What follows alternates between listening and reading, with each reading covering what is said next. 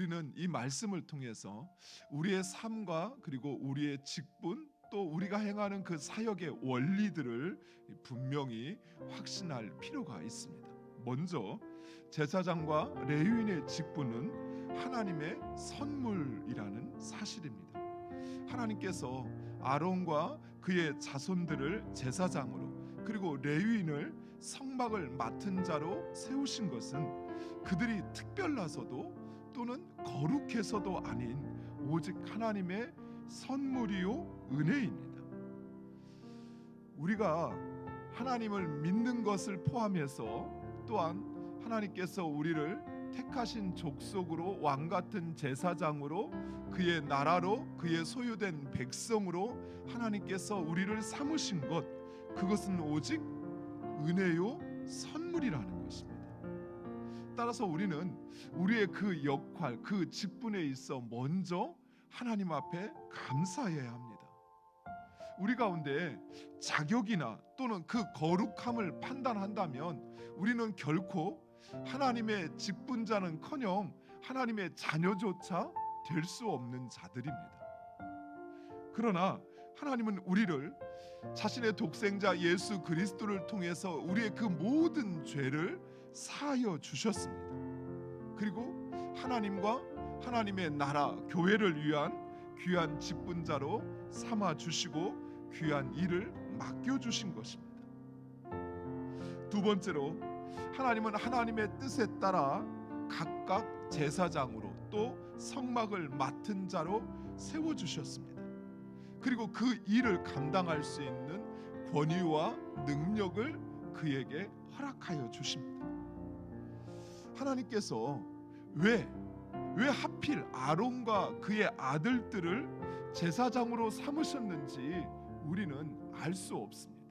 왜 꼭 그 사람이어야 하는지, 내가 볼 때는 능력도 됨됨이도 또 일을 하는 것도 보니 그리 능력이 있는 것도 아니고 그 일에 어울리지도 않는데 왜 하나님은 하필 그 사람을 세우실까? 우리는 그 어떤 분석을 통해서도 또 어떤 헤아림을 통해서도 그것을 온전히 알 수는 없습니다. 다만 우리가 알 수 있는 것은 하나님의 뜻과 계획은 선하시고 인자하시다는 사실입니다. 그래서 하나님께서 행하시는 그 일, 하나님의 그 선택, 그것조차도 우리는 받고 수용하는 것입니다. 하나님의 뜻과 계획은 인간의 생각과 다릅니다. 그래서 우리는 그저 우리의 눈에 보이는 것만을 보지만 하나님은 더 깊은 것까지도 통달하실 뿐만 아니라 더 앞의 일까지도 하나님은 미리 알고 계십니다. 그래서 하나님께서는 하나님의 그 뜻과 계획을 이루시기 위하여 우리의 생각은 아닌데 라고 할지라도 하나님이 그를 세우시고 그에게 그 역할을 맡기시는 것입니다. 세 번째로 하나님께서 각각의 직분을 세우심은 서로 돕는 자가 되라는 것입니다. 하나님께서 레위인을 세우심은 제사장의 성막 봉사를 돕기 위함이었습니다. 그리고 제사장은 성소에서 일을 행하고 레위인은 성막 밖에서 이루어지는 일을 행하였습니다. 그래서 레위인들이 그 성막 안에서 이루어지는 제사를 위한 준비를 하지 않는다면 레위인들 제사장들은 성막 안에서 제사를 할 수가 없었던 것입니다. 또한 제사장은 성소에서 행하여지는 그 모든 일들에 대한 죄, 그 책임을 담당했던 것입니다.